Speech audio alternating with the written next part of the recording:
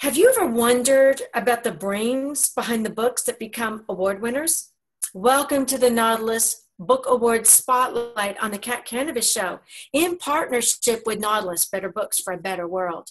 We showcase winners in 34 categories from green living and sustainability to mind-body practices.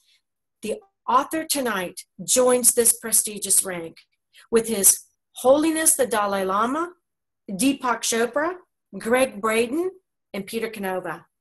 I'm Kathleen O'Keefe Kanavos, aka Kat, your host and fellow Nautilus Award winner. Can you imagine walking the planet for 22 years, 17 of them in silence? John Planet Walker Francis did just that, and he's here with us tonight to tell us all about it. So welcome to the show, John. Well, thanks for having me, Kat. It's a great opportunity to visit with all your friends. Yes, and I've got to tell you, when I read all of your information here, I was just absolutely blown away. So if I got this correctly, you decided to walk the planet by foot for 22 years, and then you decided to do 17 of those in total silence. Is that correct? Yes. Yes. Tell us about that. Take us through the steps of that. Well, you know, it's a little bit like one day at a time. And the first thing that really started me on this journey was witnessing an oil spill in San Francisco Bay. In 1971, two tankers collided beneath the Golden Gate Bridge, or just outside of the bridge. And I witnessed that, and I was so horrified by the 200 or 450 million gallons of oil that washed up along the shore, that covered the birds, the sea life, and the coast, that I made a commitment to just walk and get rid of my dependence upon fossil fuels, and particularly the oil. And so I started walking. And I lived in a very small community in Northern California, Point Reyes. And when I started walking, my friends and my neighbors looked at me and they said, "John, you know, one person can't make a difference." And I was not sure that they weren't right. And I decided that on my birthday, I turned 27, and I was arguing all the time with everyone. I found myself walking beside the road and someone would stop and I'd have an argument with them. That I decided that I was going to not speak for one day. And that not speaking for one day really grew into 2 and 3 and finally 17 years. Wow. Whoa. So you decided rather than to confront them or get pulled into an argument, you just decided you chose not to respond. Well, it started out that way. But what happened, what I discovered when I stopped talking, was that I actually hadn't been listening. And because I hadn't been listening, I had missed the opportunity, many opportunities to learn. So I decided I would lengthen the one day to at least a year at a time.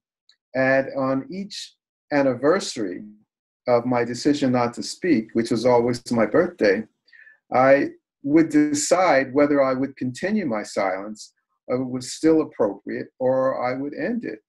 And so it lasted 17 years. And there's 17 years of really listening to what people had to say. And I did, during those 17 years, walk across the United States and stop and work and go to school. And you did. You got degrees. You got a master's degree and a PhD. How did you do that without speaking? Well, as I said, listening is a very important part of communication. And it's absolutely necessary if we want to learn things that we don't already know, which is to hear things that are different than what we think we know, and maybe have the opportunity to learn something that we don't know. And so using mime and acting out to communicate, writing and also painting, I communicated quite well, I think. Mm-hmm. Yeah. You must have, because you did get those degrees. I What did. was the biggest challenge you found when you weren't able to speak? What did you find as the biggest challenge? Well, I guess I'd have to say that the challenge was just to continue walking.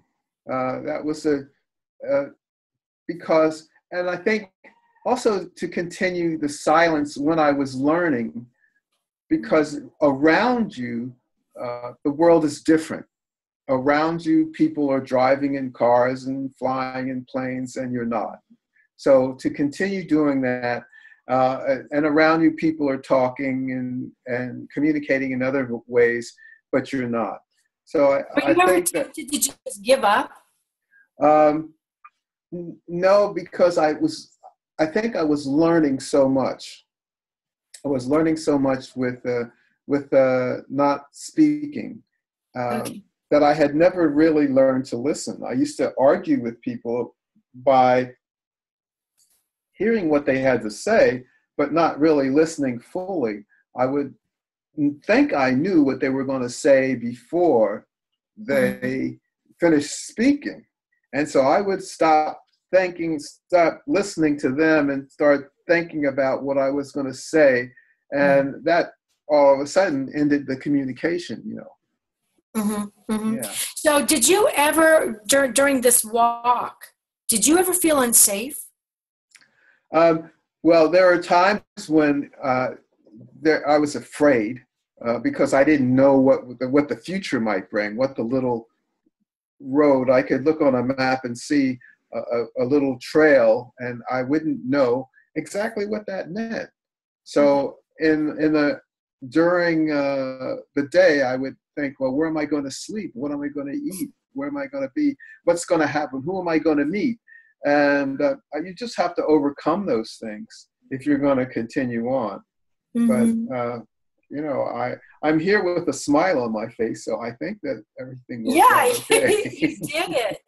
So tell us now, how did your book project come about? Because, you know, I always say everybody's got a great story, and so many of us want to write those stories. But then after we've gone through them, we go, well, who's going to want to read this? Or how can I make this story into a book? And you know, in your case, an award-winning book with the Nautilus Book Awards. So how did that happen? Well, Especially since you weren't talking to anybody. it was really interesting for me because when I stopped riding in cars, I started to paint. And I just, if I have one of my early paintings, this is one of my early books, and I think this is absolutely maybe the first book that I have actually a painting on, and that's my first book, and that's the first painting I made on Love it. New Year's Day, 1973. Wow. and I was inspired by Picasso. Picasso, because he painted and did some art every day. So my New Year's resolution was to paint something every day. And that's what I did for about 30 years. So if you are not speaking to anyone at this time, and you're just traveling, you don't really know where you're going, you don't really know what's going to happen, you want to make sure that you're safe, you don't know where you're going to sleep, where you're going to get your next meal, all of that, did you find that your dreams were a little more in tune with what you were doing? Did you get any guidance through them? Oh, I'm sure I was guided. And through dreams and through, I guess, observation or the reality. I think I was in what you might call an altered reality.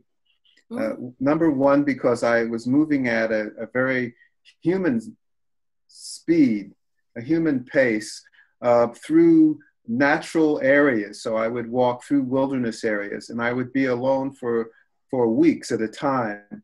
And because I didn't speak, I think some of the synapses that we use in order to connect our vocal cords and our lips and musculature in order to form words and to communicate in that way were at rest, especially during meditative times. And during these meditative times, I could, things were altered. I would say reality was an altered place. So as everyone else was living a certain kind of life, using certain synapses and neural pathways, I was not. And I feel that my reality had been altered. So I was very attuned to different things that maybe someone would say, well, gee, that's crazy. Why would you be looking at a bird and thinking that bird has a message for you? Or the way the tree is bending in the wind and having that means something. Or birds gathering together in a flock would mean anything. And even those meanings were not so much that I said, that's what that means. It would just be guided on that journey, another visual signpost that would lead you to the next place.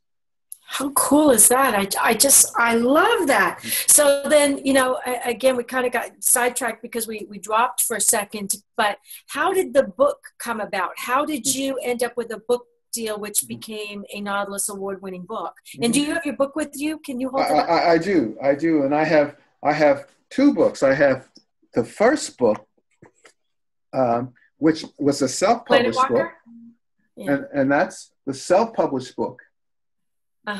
Which and I should tell you, I try to keep records, a journal every day along with my paintings. And doing that, when I finished my journey, I had everything written down. So I went all around and I tried to get a book deal. And I couldn't get a book deal with the idea. At first you get the idea.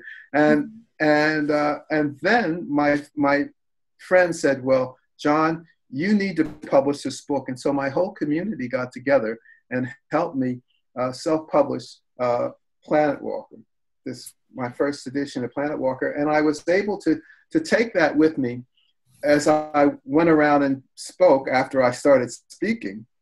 And I sold nearly 5,000 copies. Wow. So that was a lot.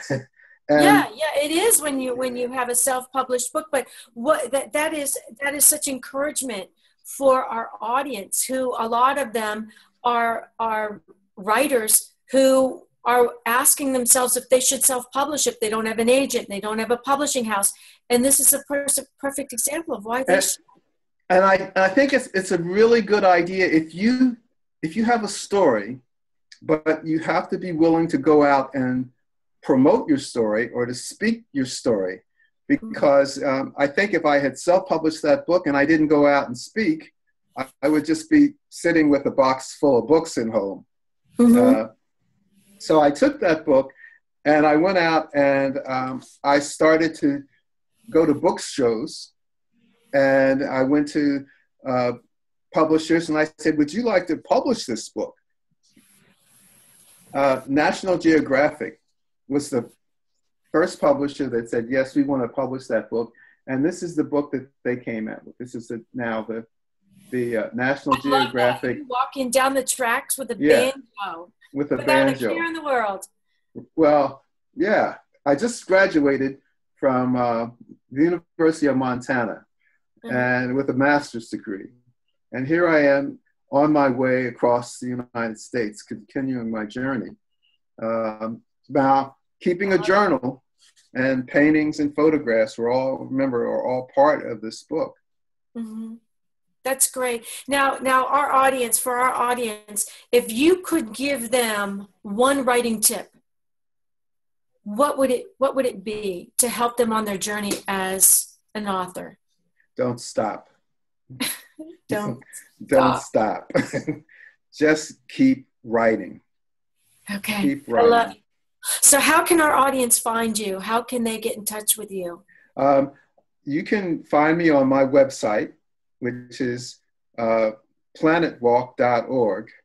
So www.planetwalk.org. And you can write me at john@planetwalk.org. Also through the website, you were able to contact me, but yeah.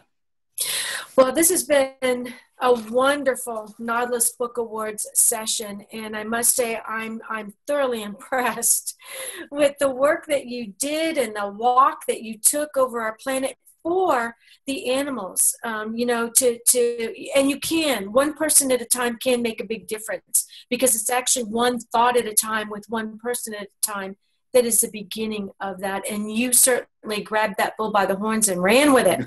Well, thanks, Kate. Kat, thank you very much, Kat. So thank you again so much for being with us tonight, John.